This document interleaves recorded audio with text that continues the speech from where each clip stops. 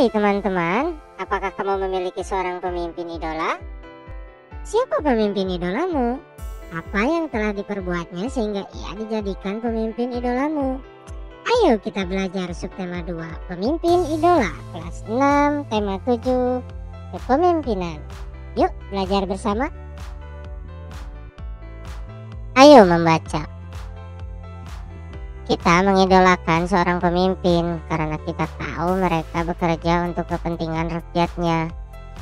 Ayo belajar dari salah seorang pemimpin yang patut kita teladani melalui bacaan berikut.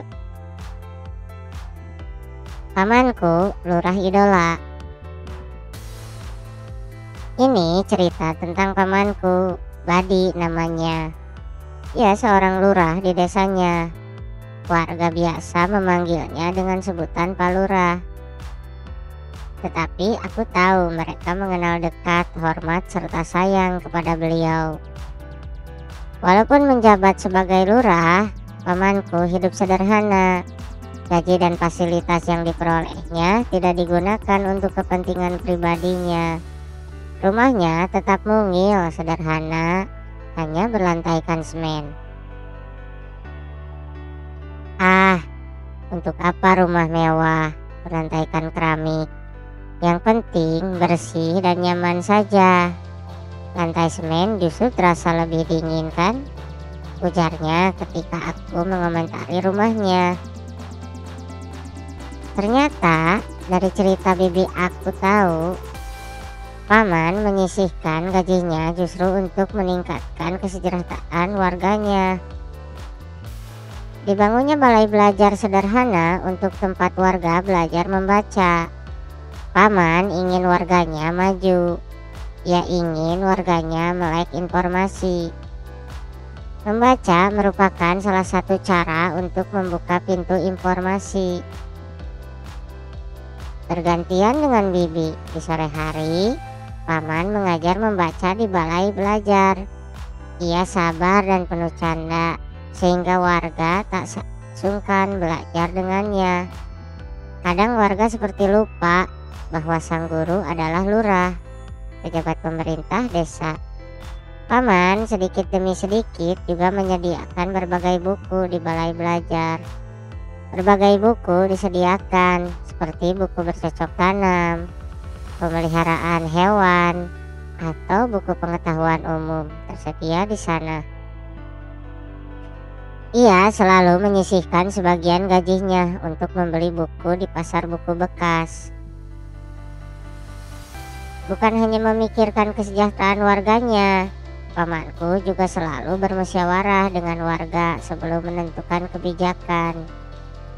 Aku ingat pernah sekali waktu sekelompok investor datang menemui paman. Mereka ingin membangun toko swalayan di desa. Sebagai lurah, paman dapat saja langsung menyetujui. Tetapi paman justru mengumpulkan warga untuk berdiskusi. Dikemukakannya dampak positif dan negatif jika ada toko swalayan di desa mereka. Sebagian besar warga tidak setuju karena khawatir akan mengalahkan usaha kecil warga. Warung dan pasar tradisional akan tersaingi. Tanpa ragu, paman pun menolak rencana pembangunan toko swalayan tersebut. Aku yakin banyak warga yang ingin dipimpin oleh lurah seperti Pak Badi, pamanku. Seorang pemimpin yang memilih untuk tidak menjulang tinggi di tengah kesederhanaan warganya. Seorang pemimpin yang memilih untuk berjuang maju bersama warganya. Nah, dari cerita di atas, perhatikan nilai-nilai yang dimiliki oleh tokoh pemimpin pada teks bacaan di atas. Sebagai seorang pemimpin, ia sedang mengamalkan nilai-nilai persatuan. Apa yang dilakukannya merupakan wujud dari cintanya terhadap tanah air. Berikut nilai-nilai yang terkandung dalam sila ketiga Pancasila, yaitu persatuan Indonesia. 1. Sanggup dan rela berkorban untuk kepentingan bangsa dan negara apabila diperlukan. 2. mengembangkan rasa cinta kepada tanah air dan bangsa. 3. Mengembangkan rasa kebanggaan, berkebangsaan, dan bertanah air Indonesia. 4. Mengembangkan persatuan Indonesia atas dasar Bhinneka Tunggal Ika. 5. Memajukan persatuan dan kesatuan bangsa. Nah, lanjut ya teman-teman.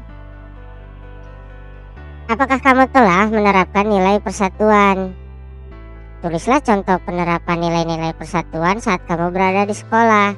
Jangan lupa sertakan manfaatnya bagimu dan lingkungan sekitarmu. Nah, kamu bisa tulis di kolom ini ya. Kemudian ayo mencoba.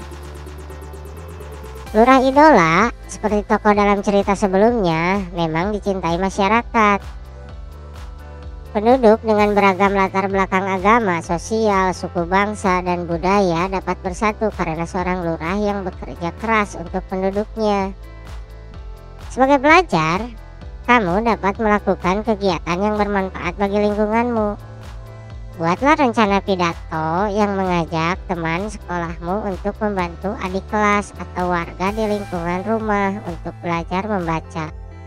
Susunlah naskah pidato dengan struktur menyusun pidato yang telah dipelajari sebelumnya. Nah, kali ini kita akan menyusun teks pidato ya, teman-teman. Teks pidato harus memuat salam pembuka. 1. Berisikan kalimat sapaan. Kalimat sapaan seperti halo, selamat pagi, selamat siang, selamat malam, dan lain-lain. Kemudian nomor 2 ada pendahuluan. Memaparkan topik permasalahan yang akan dibahas. Kali ini kamu akan membahas pengalaman persatuan dan kesatuan di lingkungan, yaitu meningkatkan kualitas warga. Kamu akan membantu adik kelas atau warga di lingkungan rumahmu untuk membaca ya.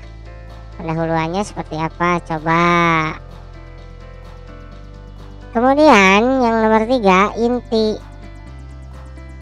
Berisikan pembahasan topik secara lengkap. Kalimat ajakan atau bujukan digunakan untuk mengajak pendengar melakukan kegiatan yang diharapkan. Contoh, adik-adik, membaca itu sangat penting karena kita bisa mengetahui segala informasi di dunia. Seperti itu ya intinya kurang lebih. Keterangan lengkap tentang topik disampaikan secara rinci ya. Kemudian penutup, menyampaikan rangkuman atau intisari topik yang telah disampaikan. Nah, nomor 6, salam penutup. Berisikan kalimat penutup seperti terima kasih atau yang lainnya ya. Nah, kamu akan berpidato bergiliran di hadapan adik kelas dan guru-gurumu di pertemuan berikutnya. Bisa tulis teks pidatonya di sini ya, teman-teman. Oke, terima kasih telah menonton. Jangan lupa like, share, and subscribe ya.